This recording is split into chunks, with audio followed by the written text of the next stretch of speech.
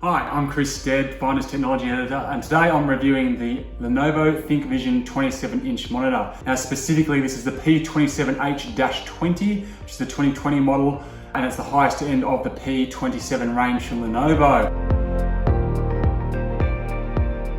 You know, and with lots of people working from home nowadays in this post-COVID world, it's important to have a good home-based monitor that you can come to and from the office with and easily plug in and get going with. You need something that's good with multitasking, is really easy on the eyes, and is easily adjustable and versatile. And in this regard, the ThinkVision is a real winner. So let's dive in.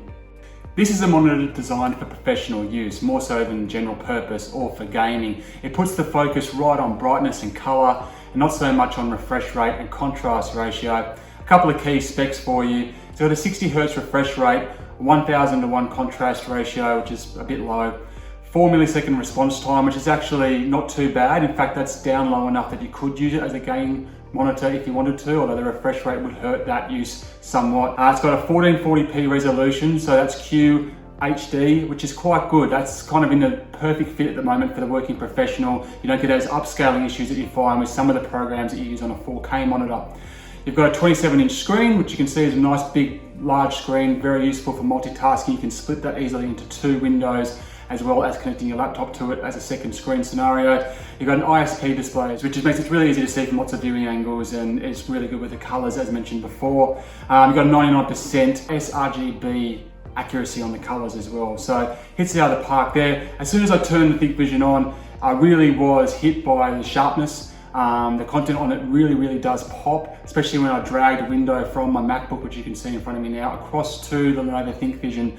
I could really see a real difference in quality there. I was very impressed by that. The only downside perhaps with that is that the settings that are available through the menu don't really adjust things too much. You can make the brightness and the contrast a bit higher or lower, but it doesn't really go to the extremes that you see on other monitors. So if you live in that extreme world of very bright or very dull, then you might find that a bit of an issue, but I think for most of us, it won't be a concern. Now the big win here is the ports. This is what makes this monitor really stand out and make it great for professionals. So you've got two display ports, an in and an out. The out allows you to daisy chain monitors together if that works in your environment.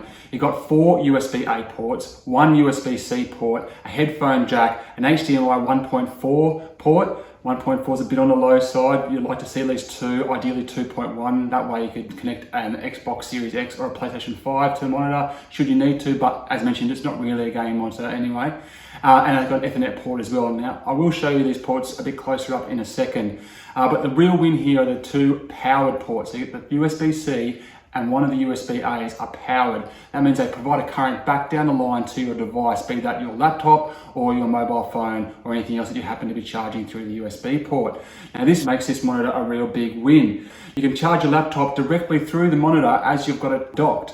And there are 3 different power settings that you can choose from. The stock one is the 65 watt, which is more than enough. I found that charged my monitor about my laptop about 30% in about 30 minutes when I wasn't using it.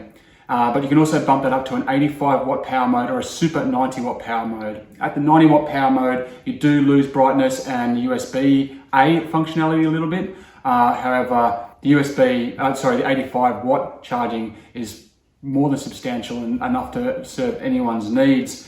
I found the connection when I connected the monitor up through the USB-C cable that comes with it. This is a much better cable than the previous old models for those who have seen those reviews. It was instant. Within 30 seconds, I was happily using my laptop on this screen, had a 2-screen setup, and it was charging within 30 seconds of the first time I turned it on. So very impressive from that regard. I'm just going to give you a little bit of tour of the monitor itself, the design of it. There are some pros and cons with the design of the monitor, and if there's anything that lets this monitor down, this is where we'll find it. Now, the actual adjustment of the height and everything is actually quite easy. You see there, it doesn't require much pressure, and that's a really good height range.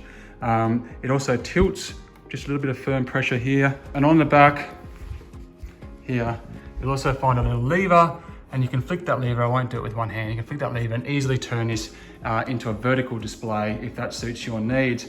Now you can see here this little box, and this is where some of the design issues start to play around. So this doubles as the speaker for the monitor, and it's one of the worst speakers I've ever heard. I'm going to be honest with you, and it's made dramatically worse by the fact that it's on this side of the monitor and in the center, and your head's over there. So realistically, if you're using this with a pair of headphones or a desktop speaker set, or there is a soundbar accessory that you can buy for this monitor, which costs about $29 in Australia. So that's not too expensive, but you know, really the actual inbuilt speaker is little use at all. Down here, we've also got our ports, and you can see you've got a couple of USB-A ports there, Type-C port in the middle, the Ethernet, 2 display ports, and an HDMI port as well. On the side here, you've got slightly more accessible headphone jack and 2 additional USB-A ports. Now, as you can probably expect, when you're sitting at the monitor and you want to reach any of these ports, it's not really possible. You can't see, you can't fiddle around. You've got to pretty much stand up or swivel the monitor to get to these ports. I would have really liked to have seen the Type-C and the Type-A, the 2 powered ports, right up here on the edge. This should just be elongated or something, but it would be a lot more easier if you could just reach it from here. The menu buttons are on this side. They're a little bit easier to reach, but don't expect any of the kind of sexy dials we've seen with some of the other monitors. It's really that kind of like, just keep pressing the button and get through. The base plate as well is very blocky. We've started to see in most modern monitors more of an arc design, which takes up less desktop space. This is a bit squarer and does, as a result, take up a bit more space in front of your workstation. Little cable tie here, or cable organizer. And around here, you have this interesting little slot here, which is capable of holding a mobile phone up perfectly. However, that may be of little use to you depending on how you intend to use this monitor. If you want to have your laptop sitting in front of your monitor, you can't see your phone. If your laptop is off to the side somewhere, or you're using a keyboard with the monitor as a different setup, then it works. Otherwise, if it doesn't work for you as a phone holder because your laptop's in front of it, you can put stationary or similar. Finally, we've got the USB-C cable that actually comes with the monitor, and it's a really good length. You know, you don't usually get cables of that length nowadays, so that is a win. But in general, I definitely think there's some design issues with this that could be fixed, but at least it's very adjustable. And we've seen a couple of monitors with Type-C powered ports that just don't have that height adjustment and other things like that that allow you to get the flexibility to use it for your needs. So in that regard, it works well. If you're a professional working between home and the office and you use a USB-C powered laptop, then the ThinkVision P27h from Lenovo is an absolute hit. You're getting a really good suite of features here at a price that is lower than most of the competitors who offer the same suite of features. There are some issues with the design that I think can be improved in future models, but for general personal use and for performance, it's really hard to go past this monitor. Now, you will come across a couple of different models in the 27-inch Lenovo range. There is also a T27H. This is actually a slightly cheaper version of this monitor, but only comes with 1 display port, so it can't be daisy chained. No doubt, this will actually work better for a lot of you watching this review. You also come across a couple of monitors, which are the 27Q range. Now, the Q range means it doesn't have a Type-C charging port. So if you're not using a Type-C laptop, then that's what you might opt for. But really, it's a Type-C, it's a USB Type-C features that come with this monitor that really help it stand out. And I would be favoring this monitor if you have the Type-C charging laptop on hand. Now, I've got a full review of the monitor available on the fine.com.au website. We also have a look at the best monitors going around on the market right now and a buyer's guide that you can read to learn more. So enjoy those, and until next time, see you later.